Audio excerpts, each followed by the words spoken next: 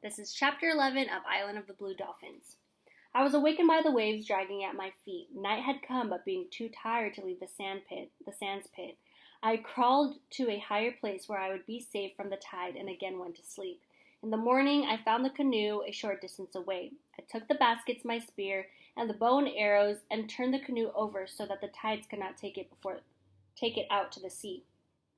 I then climbed the headland where I had lived before. I felt as if I had been gone a long time as I stood there looking down from the high rock. I was happy to be home. Everything that I saw, the otter playing in the kelp, the rings of foam around the rocks that guarded the harbor, the gulls flying, the tides moving past the sands pit, filled me with happiness. I was surprised that I felt this way, for it was only a short time ago that I had stood on this same rock and felt that I could not bear to live here another day. So now she's having a change of heart. Before, she could not stand the island. She felt so lonely and sad being there. But, she went off into the ocean, was so far from land, and now she's reached her home. Her heart's changed about being back on this island. I looked out at the blue water stretching away, and all the fear I had felt during the time of the voyage came back to me. On the morning I first sighted the island, and it had seemed like a great fish sunning itself. I thought that someday I would make the canoe over and go out once more to look for the country that lay beyond the ocean. Now I knew that I would never go again. The island of the Blue Dolphins was my home.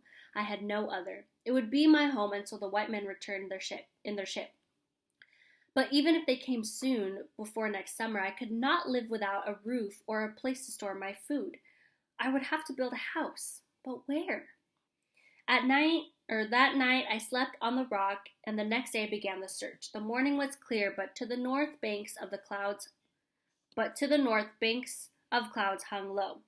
Before long they would move in across the island, and behind them many other storms were waiting. I had no time to waste. I needed a place that was sheltered from the wind, not too far from Coral Cove, and close to a good spring. There were two such places on the island, one on the headland and the other less than a league to the west. The headland seemed to be the more favorable of the two, but since I had not been to the other for a long time, I decided to go there and make certain. The first thing I found, which I had forgotten, was that this place was near the wild dog's lair. As soon as I drew near to it, the leader came to the opening of the cave and watched me with his yellow eyes. If I built a hut here, I would first have to kill him and his pack. I planned to do this anyway, but it would take much time. The spring was better than the other one near the headland, which being less brackish and having a steadier flow of water. Besides, it was much easier to reach it since it came from the side of the hill and not from a ravine as the other one did. It was also close to the cliff and the ridge of rocks which would shelter my house.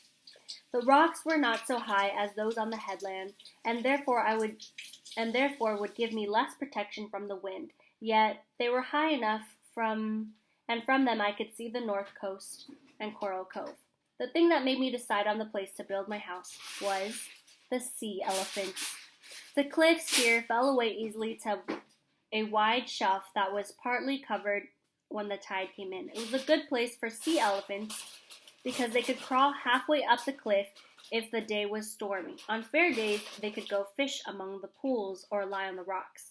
The bull is very large and often weighs as much as 30 men.